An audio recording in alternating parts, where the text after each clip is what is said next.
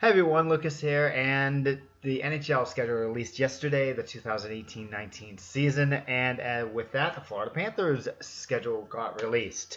And we're going to go ahead and break it down, but the first thing I want to say is I really hate this schedule. This has to be one of the worst schedules I have ever seen for us. And like I said, we're going to break it down a little bit more, but it's just the days off suck. And then we have 17 back-to-backs, tied for the most with, I believe, Carolina. 17. That is ridiculous. Like, here's one example of how bad the schedule is. All right, we open the season up on a Saturday as the season starts on the 4th. Yet again, always playing behind and always one of the last teams to play. Whatever. So we play in Tampa. Then we have 4 days off. Why? Like, it kind of sucks for me because, like, I was excited. I'm like, okay, cool, we're gonna play Tampa. Then I can go down to Fort Lauderdale after the Tampa game and catch a couple of games there. This really puts a wrench in those plans with the way this schedule is. Because again, I was probably gonna go down Saturday to see the game in Tampa. Then I'd be in Florida till Sunday, the 14th. Now it looks like if I'm going down to see them play against Tampa, I'd go down Saturday, or I'd go down Friday, come home Sunday. Then I go back to Florida on the 11th and come home on the 14th. But it's just a really ridiculous schedule, indeed, for the Florida Panthers to start. And after that, we have a home opener on the 11th against the Blue Jackets.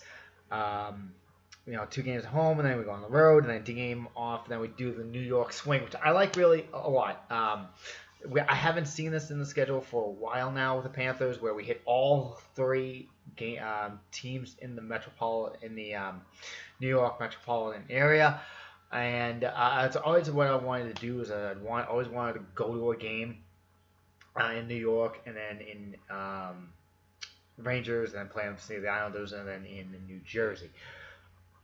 May I do something like that this year? May I go down there? Maybe.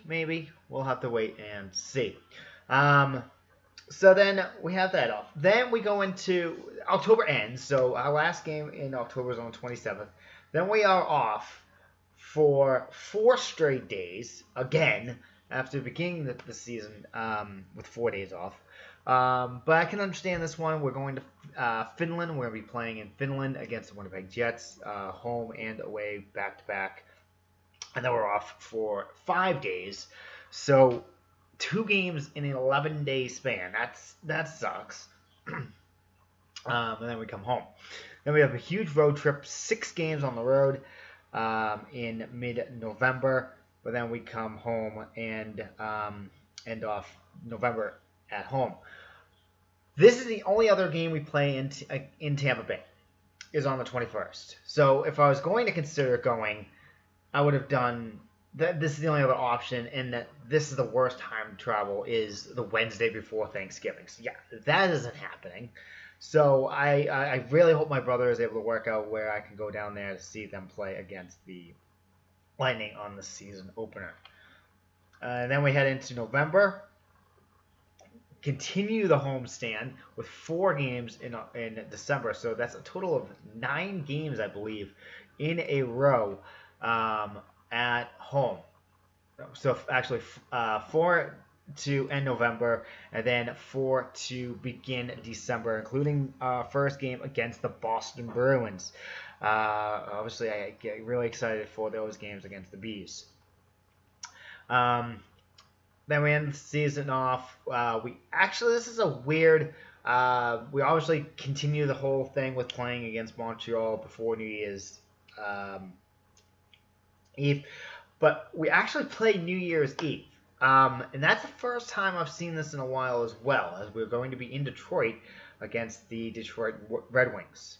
So that'd be a nice, cool little treat to end off the year for the Cats. Then we head into January. We head on our first West Coast type trip as we hit the Pacific part of Canada as we head to Edmonton, Calgary, and Vancouver, and then end off the road trip against the Canadiens. So 4 straight games against Canadian teams in mid-January. Now, this is the part of the schedule that I think is just poorly designed on us. Now, as we know, the NHL will give the teams a week off for, that was in the new labor agreement, that teams can have a week off for family and whatever, which is, I think it's excessive, a week.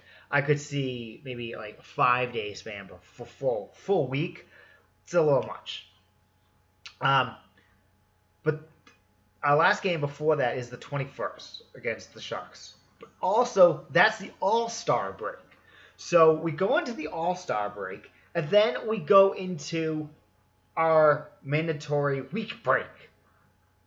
So in all, that means we have, get ready for this, we have 1, 2, 3, 4, 5, 6, 7, 8, 9, 10 days off until we play a game again, which will be Friday, the 1st of February. 10 days off. That's unheard of. I have not seen that. It's stupid because now look at, now we're going to get crammed in again like we did last year with all these games. It's a little bit, the break's a little somewhat better this time around, but not that great. Again, like look at this. In February alone, and February only has 28 days. We play 1, 2, 3, 4, 5, 6, 7, 8, 9, 10, 11, 12, 13, 14, 15 times in February. That has to be a record for February for us. But, like, again, the most days we'll have off is 2, which happens twice. 3rd and the 4th, and the 15th and the 16th. But I am looking forward to one date in particular, though. One game at the end of the month against the Vegas Golden Knights. It's in February, so that works out perfectly. The wife works retail as I do, but her retail is, they're busy during the December months. Last year we played Vegas in December. Couldn't go. This time around it works out perfectly. Even better that our taxes will have been done, so we should be getting nice taxes back. So perfect opportunity to go. We're already talking about, plan on going. It's going to be exciting. We're also, April 11th is our 20th year together, so that's a nice excuse to go there as well. So I'm excited to go. I haven't been to Vegas in a while, so it'd be nice to go with a purpose of seeing a game. You know, I love craft beer now. You know, having some beers. It's gonna be fun. I cannot wait. And then in March, we finally play Boston in Boston on the 7th. And then we play them on the 30th. Again, with this is another thing that is interesting how they do the schedules. They'll then, like, we don't play a certain team like forever, but then they cram them in like a matter of like, you'll play them like the Bruins, for a perfect example. We play them 3 times in the month of March. So again, we're cramming all these games in against divisional foes. So besides the West Coast trip we make at the end of the month of February, we also make the annual California type trip as we play the Sharks, LA, Anaheim, and then we head to Dallas to end off the road trip. Pretty late in the season and have that type of road trip, but after we play the Coyotes on the 21st, that will be the last time we play a Western Conference foe, which is huge because now we'll be playing games against within the conference, within our division. So again, looking at the schedule coming up, some of these teams we could be very well fighting for positioning for a playoff spot. The Bruins, Toronto. I don't think Ottawa or Montreal are going to be in the mix. Washington will probably already clinched. They're not going to be away. Islanders, as bad as they are, they did hire Bertans as their manager, so he could definitely turn that team around. So they might even be in the thick of a playoff race. The Devils, I think they had a fluke season last year, but they could also be in the mix. So it'll be a nice little competition for the Cats. I'm excited for the season to start. Can't wait. So, what do you guys think about this schedule for the Panthers that they released? Do you agree with me with the 10-day span being absolutely ridiculous, or the 17 back-to-backs? Let me know what you guys think, and down in the comments, if you like this video, give it a big thumbs up. And if you haven't subscribed to my channel yet, please hit that subscribe button.